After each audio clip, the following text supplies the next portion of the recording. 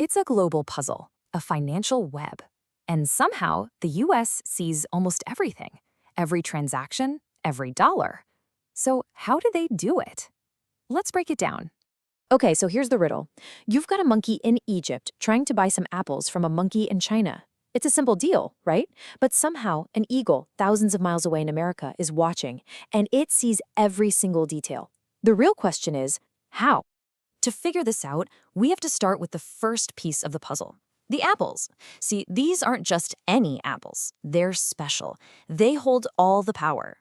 You see, the world needs a go-to currency for trade, and it's not the pound, it's not the yuan, it's the US dollar. If you're doing big international deals, you need dollars. Red apples. Everybody wants them, everybody uses them. And I mean everybody. Just look at this number. 88%. Nearly 9 out of every 10 global trades involve the US dollar. It's not just popular, it's the default setting for the global economy. This right here, this is the foundation of the eagle's power. And it's really simple when you think about it. If you control the apples, you control the playground. You get to make the rules. And the eagle, well, the eagle makes all the red apples. Okay, so the eagle controls the apples. That's a big deal. But there's more. The eagle is also listening. It hears every little whisper about every single trade. And this is how. It's a system called SWIFT. Think of it like the world's post office for money. Now, it doesn't actually move any cash, it just moves messages. Send apples here, pay this monkey. Billions and billions of messages all flying through this one single system. So how did the eagle get a key to this global post office? Well, it all goes back to 2001. After the 9/11 attacks, the US Treasury got secret access to track terror financing. The whole thing eventually became public, but it didn't really matter. New deals were made, and the access continued. The eagle can still read the mail. So let's follow the message. The Egyptian monkey's bank sends the order. The message zips through SWIFT. But it takes a little detour. A copy gets routed to the eagle, the US Treasury. They see it all. Who's sending, who's receiving, all before a single apple has even moved. Reading the mail is one thing. That's powerful. But controlling the mail sorting facility itself? That's total control. And that brings us to the next layer of this whole thing. Meet CHIPS. If SWIFT is the post office, CHIPS is the central sorting center. It's a system inside the US, and this is where the actual dollars move. It's where the red apples are counted and sent on their way. And this is the dollar trap.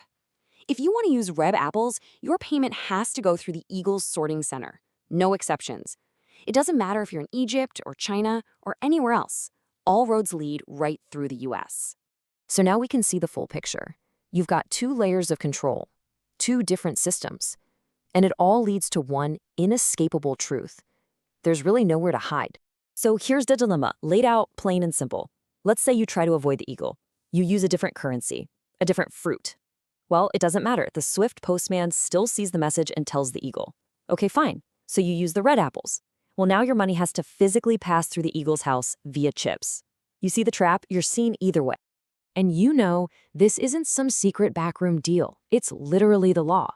It's called the travel rule, and it basically turns banks into information gatherers for the US government. They have to collect the data. They have to report it. It's not a choice. And what are they collecting? Oh, just everything. Your full name, your physical address, your account number, and the same details for the person you're paying. It's a perfect, detailed receipt of your transaction. And it gets delivered straight to the eagle. This isn't just theory, by the way. This system has real teeth. Take a look at this. You have Chinese banks that are literally afraid to handle payments for Russian companies. And why? Because they know the eagle is watching, and that eagle can cut off their supply of red apples anytime it wants. So, there you have it. The dollar trap is complete. A world built on one currency where surveillance isn't a bug in the system, it's a feature. And it all leaves us with one final, simple question.